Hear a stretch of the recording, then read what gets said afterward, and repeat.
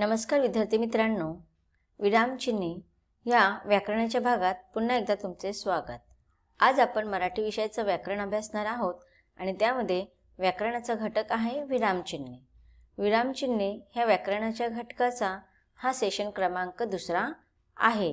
याआधी व्याकरणाच्या भागामध्ये आपण विरामचिन्हे म्हणजे काय आणि विरामचिन्हे यांचे प्रकार कोणते याची सविस्तर माहिती जाणून घेतलेली आहे। चला तर आपण विरामचिन्हे म्हणजे काय हे समजून घेऊया आणि आजच्या भागाला आपण सुरुवात करूया। विरामचिन्हे म्हणजेच काय? आपण बोलताना मध्ये मध्ये थांबतो, वाचताना सुद्धा वाक्य कोठे संपते, प्रश्न कोठे आहे, उद्गार कोणता, वाक्यात कोठे व किती थांबले पाहिजे हे समजण्यासाठी जी चिन्हे आपण वापरतो त्या चिन्हांनाच आपण विरामचिन्हे असे म्हणतो। विरामचिन्हांचे वेगवेगळे प्रकार असतात। त्यापैकीच म्हणजे पूर्णविराम, स्वल्पविराम, अर्धविराम, अपूर्णविराम, प्रश्नचिन्हे, उद्गारवाचक चिन्हे, संयोग चिन्हे, काकपद आणि अवतरण चिन्हे। अवतरण चिन्हांचे पण 2 प्रकार आहेत, एकेरी अवतरण चिन्हे आणि दुहेरी अवतरण चिन्हे। तर या सर्वांची सविस्तर माहिती आपण विरामचिन्हे ह्या व्याकरणाच्या भागामध्ये आज अभ्यासणार आहोत। यापूर्वीच्या भागामध्ये आपण पूर्णविराम आणि त्याचे उदाहरण, स्वल्पविराम आणि उदाहरण, अर्धविराम आणि त्याचे उदाहरण आपण अभ्यासलेले आहे। आता राहिलेल्या विरामचिन्हांचा अभ्यास आता आपण करणार आहोत। पुढील विरामचिन्हाचा प्रकार आहे स्वल्पविराम। स्वल्पविराम हे बघा, हे इथे तुम्हाला त्याचं चिन्ह दिलेलं आहे। एकाच जातीचे शब्द लागोपाठ आल्यास हे चिन्ह वापरतात। हाक मारून काही सांगताना नावापुढे किंवा संबोधनापुढे स्वल्पविराम वापरले जातात।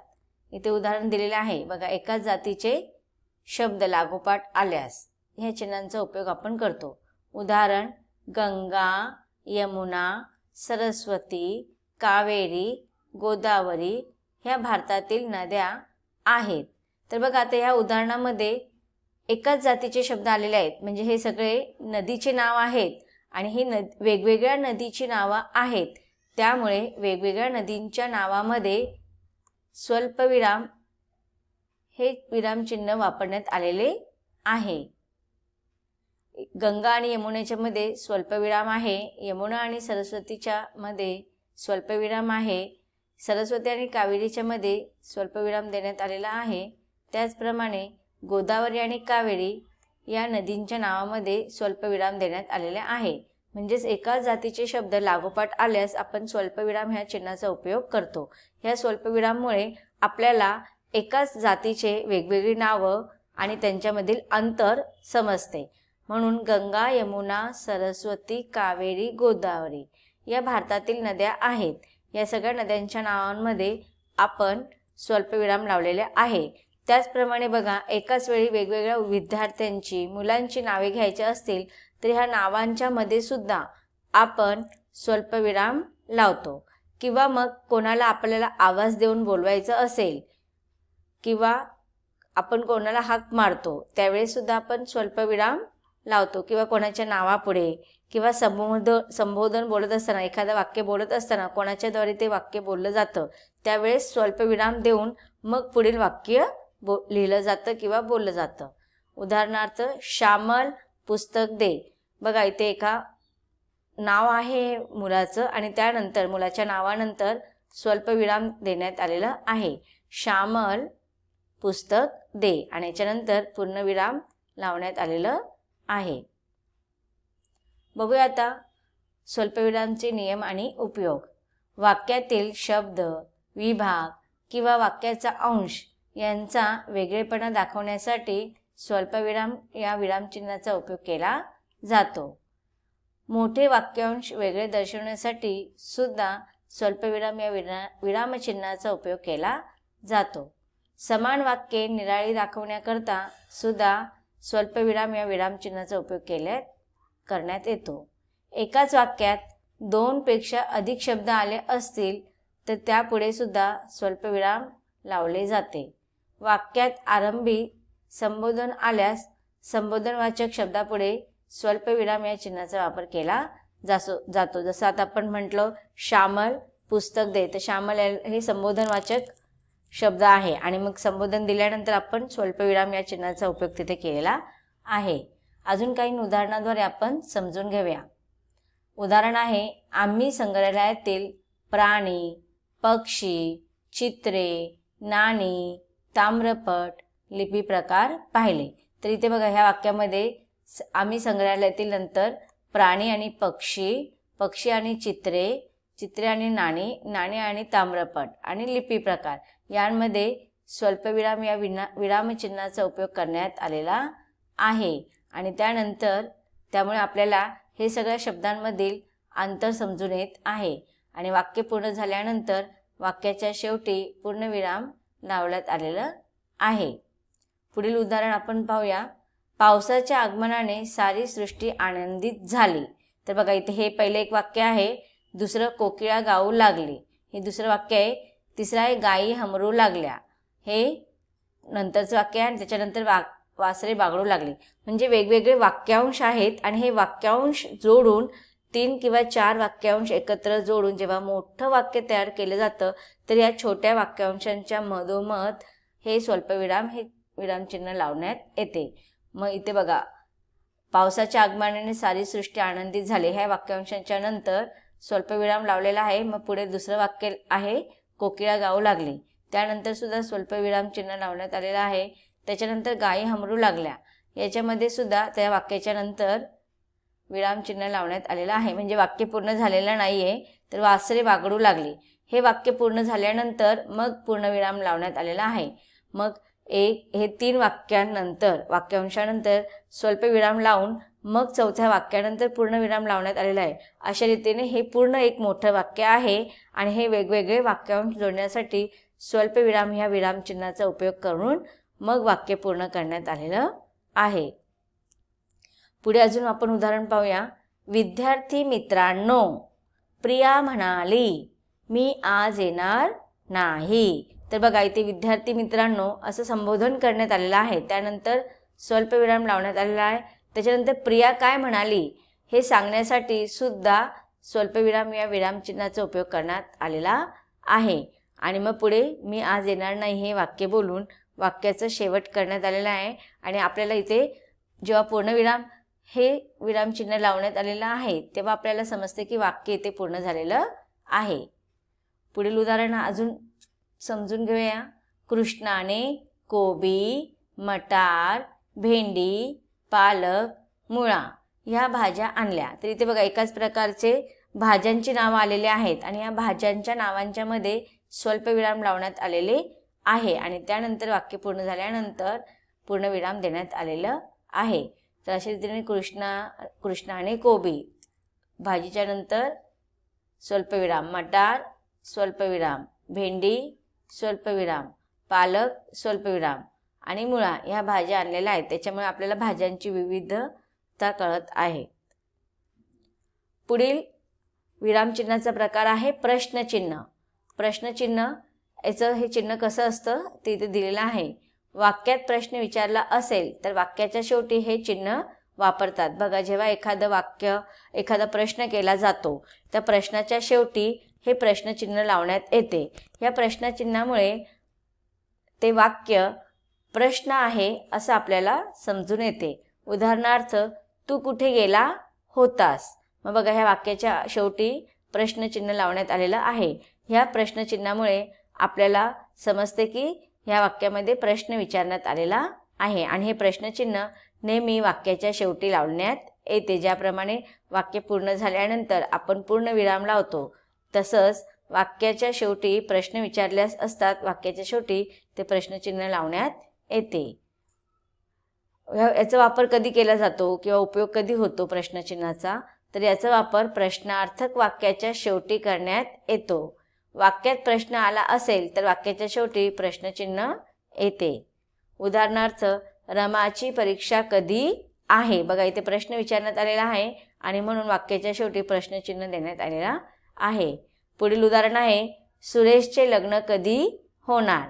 इथे पण प्रश्नचिन्ह निर्माण झालेला आहे, प्रश्न आहे त्यामुळे प्रश्नचिन्ह लावण्यात आलेलं आहे. पुढील विरामचिन्हाचा प्रकार आहे उद्गारवाचक चिन्ह. बघा इथे त्याचं कसं ते लिहिलं जातं ते दाखवण्यात आलेलं आहे. मनातील भावना व्यक्त करणाऱ्या शब्दांच्या शेवटी हे चिन्ह वापरतात. उदाहरणार्थ बाप रे, केवढा मोठा हा हत्ती. तर आता इथे बघा बाप रे हे मनातील भीतीची भावना व्यक्त झालेली आहे म्हणून इथे उद्गारवाचक चिन्ह लावण्यात आलेलं आहे. आता बघा आपल्या मनातील वेगवेगळे भाव असतात. कधी आपल्याला आनंद होतो, कधी आपल्याला खूप वाईट वाटतं, कधी दुःख होतं, कधी खूप आश्चर्य वाटतं, कधी खूप घाबरतो. मग अशा अकस्मात निघणाऱ्या मनातील ज्या काही भावना आहेत त्या व्यक्त करण्यासाठी त्या शब्दाचा प्रयोग जेव्हा आपण करतो तेव्हा त्या शब्दाच्या शेवटी हे चिन्ह वापरण्यात येतो. आपण घाबरतो तेव्हा आपण म्हणतो बाप रे, अय्या. आनंद होतो तेव्हा पण सुद्धा आपण कोणाला शाबासकी वगैरे देतो तेव्हा शाबाश अशा शब्दांचा उपयोग करतो. मग त्या आपल्या मनातील भावना जेव्हा आपण व्यक्त करतो त्या शब्दाच्या शेवटी उद्गारवाचक चिन्ह लावण्यात येतं. उत्कट भावना व्यक्त करताना ती दाखवणाऱ्या शब्दांच्या शेवटी आपण उद्गारवाचक चिन्ह वापरतो. उदाहरणार्थ शाबास, असाच अभ्यास कर. तर बघा इथे शाबासच्या नंतर तुम्हाला उद्गारवाचक चिन्ह लावायचं आहे आणि वाक्य पूर्ण झाल्यानंतर सुद्धा आपण उद्गारवाचक चिन्ह लावू शकतो. पुढे आहे छान, हीच खरी देशसेवा. इथे सुद्धा तुम्ही काय करू शकतात, उद्गारवाचक चिन्ह लावू शकतात. आणि नंतर पुढे सुद्धा वाक्य पूर्ण झाल्यानंतर सुद्धा उद्गारवाचक चिन्ह लावण्यात आलेलं आहे. पुढील विरामचिन्हाचा प्रकार आहे अवतरण चिन्ह. आता ह्या अवतरण चिन्हामध्ये त्याचे सुद्धा दोन उपप्रकार येतात. एक आहे एकेरी अवतरण चिन्ह, दुसरं आहे दुहेरी अवतरण चिन्ह. बघा इथे तुम्हाला देण्यात आलेलं आहे. एकेरी अवतरण चिन्ह म्हणजेच एकदाच ते अवतरण चिन्ह लावण्यात येतं आणि दुहेरी अवतरण चिन्ह म्हणजेच 2 वेळा ते अवतरण चिन्ह आपण वाक्याच्या शेवटी किंवा वाक्यामध्ये वापरतो. तर आता बघा इथे दुहेरी अवतरण चिन्ह मी सांगितलेलं आहे. बोलणाऱ्याच्या तोंडचे शब्द दाखवताना की कोणामध्ये बघा संवाद होतो, एकमेकांमध्ये झालेला संवाद. तर ज्या व्यक्तीने तो संवाद बोललेला असतो त्याच्या मुखाद्वारे जे शब्द निघतात ना तेव्हा आपण ह्या एकेरी अवतरण चिन्हांचा किंवा दुहेरी अवतरण चिन्हांचा उपयोग करत असतो. उदाहरणार्थ शरद म्हणाला मी सहलीला येईन. तर बघा आता शरद जे म्हणालेलं आहे त्याच्या मुखातून जे शब्द निघालेले आहेत म्हणजेच मी सहलीला येईल, तर ते शब्द दाखवण्यासाठी किंवा ते वाक्य दाखवण्यासाठी इथे दुहेरी अवतरण चिन्हाचा उपयोग केलेला आहे. कधी कधी आपण एकेरी अवतरण चिन्हाचा उपयोग करतो तर कधी आपण दुहेरी अवतरण चिन्हाचा उपयोग करतो. जेव्हा आपण एकेरी अवतरण चिन्हाचा उपयोग करतो तेव्हा ते एकेरी अवतरण चिन्ह असे म्हणतो आपण, आणि जेव्हा 2 वेळा आपण अवतरण चिन्हांचा उपयोग करतो तेव्हा त्याला दुहेरी अवतरण चिन्ह असे म्हणतो. कधी आपण अवतरण चिन्हाचा उपयोग करतो ते सांगण्यात आलेलं आहे. इथे एखाद्या वाक्यावर जोर द्यायचा असल्यास किंवा दुसऱ्याचे विचार अप्रत्यक्षपणे सांगायचे असल्यास एकेरी अवतरण चिन्हाचा उपयोग करण्यात येतो. तर बघा इथे एकेरी अवतरण चिन्हाचा उपयोग कधी होतो ते सांगण्यात आलेलं आहे की एखाद्या वाक्यावर आपल्याला जोर द्यायचा असेल किंवा दुसऱ्याचे विचार आपल्याला अप्रत्यक्षपणे सांगायचे असतील, म्हणजे मोठे मोठे नेत्यांचे, क्रांतीवीरांचे, समाज सुधारकांचे जेव्हा वाक्य आपण अप्रत्यक्षपणे विचार त्यांचे सांगतो तेव्हा आपण तिथे एकेरी अवतरण चिन्हाचा उपयोग करतो. एखाद्या व्यक्तीचे तोंडचे शब्द किंवा मुखातले शब्द जसेच्या तसे घेतले असतात दुहेरी अवतरण चिन्हाचा वापर होतो. आता तुम्हाला इथे एकेरी अवतरण चिन्हाचा वापर कधी होतो आणि दुहेरी अवतरण चिन्हाचा वापर कधी होतो हे संक्षिप्तपणे सांगितलेलं आहे की एखाद्या व्यक्तीचे अप्रत्यक्षपणे विचार सांगायचे असल्यास तेव्हा आपण एकेरी अवतरण चिन्ह वापरतो आणि एखाद्या व्यक्तीच्या मुखातील शब्द किंवा वाक्य जेव्हा सांगायचे असेल तेव्हा आपण ते दुहेरी अवतरण चिन्हाचा उपयोग करत असतो. उदाहरणार्थ अहमदनगर हे ऐतिहासिक शहर आहे. तर बघा इथे एकेरी अवतरण चिन्हाचा उपयोग करण्यात आलेला आहे. आणि दुसऱ्या उदाहरणामध्ये आपली आपण करी स्तुती तो एक मूर्ख असे समर्थ रामदास स्वामी म्हणतात. तर इथे बघा रामदास स्वामी यांचं आपल्याला उपदेश सांगण्यात आलेला आहे आणि ते उपदेश त्यांच्या मुखातून सांगण्यात आले होते आणि ते आता आपण दुहेरी अवतरण चिन्हामध्ये लिहिलेलं आहे. इथे तुम्हाला दुहेरी अवतरण चिन्हाचा उपयोग करण्यात आलेला आहे आणि वाक्य संपल्यानंतर पूर्णविराम देण्यात आलेला आहे. पुढील वाक्याचा प्रकार विरामचिन्हाचा प्रकार आहे संयोग चिन्ह. त्याचं चिन्ह हे आडवी रेष आपण छोटीशी काढतो. दोन शब्द जोडताना संयोग चिन्ह वापरतात. म्हणजे संयोग चिन्ह कधी वापरतात की कधी कधी दोन शब्द वापरताना जोडताना या संयोग चिन्हांचा उपयोग करतो. किंवा मग ओळीतील शेवटचा शब्द जर तोडावा लागत असेल तर त्याचे दोन भाग करताना संयोग चिन्ह वापरले जातात. उदाहरणार्थ आई वडील. आता बघा, आई वडील, भाऊ बहीण, सासू सासरे हे जेव्हा दोन शब्द आपण जोडतो त्या दोन शब्दांच्या मध्ये आपण संयोग चिन्हाचा उपयोग करतो. पुढील उदाहरण आहे, महाराष्ट्रात अनेक बोली भाषा वापरल्या जातात. इथे बघा, बोली भाषा ह्या दोन शब्दांच्या मध्ये संयोग चिन्हाचा उपयोग केलेला आहे. आणि दुसरं काय सांगितलेलं की ओळीतील शेवटचा शब्द जर तोडावा लागत असेल तर त्याचे दोन भाग करतात आणि त्यावेळेस संयोग चिन्हे वापरले जातात. आता इथे बघा, तुम्हाला सांगितलेले लिहिताना ओळीच्या शेवटी शब्द अर्धवट राहिल्यास किंवा लिहिल्या गेल्यास संयोग चिन्हे वापरतात. उदाहरणार्थ, भारत माझा देश आहे, सारे भारतीय माझे बांधव आहेत. पण आपल्याला बघा, कधी कधी आपल्या वहीमध्ये जागा पुरत नाही, एखादा शब्द पूर्ण राहतो. मग आपण काय करतो, तो शब्द तिथे पूर्ण न लिहिता त्याच्यात ते दोन अक्षर किंवा एक अक्षर लिहितो आणि पुढचं अक्षर खालच्या ओळीत लिहितो. मग इथे बघा, भारतीय, ह्या भारतीय ह्या शब्दाचे तो एकच शब्द आहे, तो अर्धवट शब्द राहिलेला आहे आणि त्याच्यामध्ये मग आपण हे संयोजक चिन्ह लावलेलं आहे. पुढील विरामचिन्हाचा प्रकार आहे अपसार चिन्ह. वाक्याच्या पुढे तपशील द्यायचा नसल्यास अपसार चिन्ह लावतात. महाराज तुमचा राजवाडा जळून, इथे पुढे अपसार चिन्ह लावलेलं आहे. बघा, अपसार चिन्ह आणि आधी जे आपण चिन्ह पाहिलेलं आहे त्या संयोग चिन्ह याच्यामध्ये फरक आहे. संयोग चिन्ह दोन शब्दांच्या मध्ये जोडलं जातं किंवा एखादा शब्द अपूर्ण राहिला तर त्याच्यामध्ये आपण तो जोडतो. पण अपसार चिन्ह काय असतं की वाक्याच्या पुढे जो आपल्याला तपशील द्यायचा असेल तर त्यावेळेस अपसार चिन्ह वापरतात. पूर्वी सांगितलेला मजकूर अधिक स्पष्ट करण्यासाठी त्या ओळीत मजकुराच्या मागे पुढे हे चिन्ह वापरतात. किंवा मग विशेष स्पष्टीकरणासाठी यादी द्यायची असेल तेव्हा सुद्धा आपण वापरतो. उदाहरणार्थ, भक्तीने वाहिलेले फुले, मग ती कोणतीही असोत. मग बघा, इथे आता अपसार चिन्हाचा उपयोग करण्यात आलेला आहे. मग ती कोणतीही असोत देवाला प्रिय वाटतात. किंवा मग पुढील उदाहरण आहे, दशरथाचे 4 पुत्र आणि त्यांचं ते सांगण्यासाठी अपसार चिन्हाचा उपयोग केलेला आहे. राम, लक्ष्मण, भरत व शत्रुघ्न. पुढील प्रकार आहे अवग्रह चिन्ह. म्हणजे बघा, आपण इंग्लिशमधला एस सारखा तिथे आकार देतो. एखाद्या वर्णाचा लांब दीर्घ उच्चार करताना हे चिन्ह आपण वापरतो.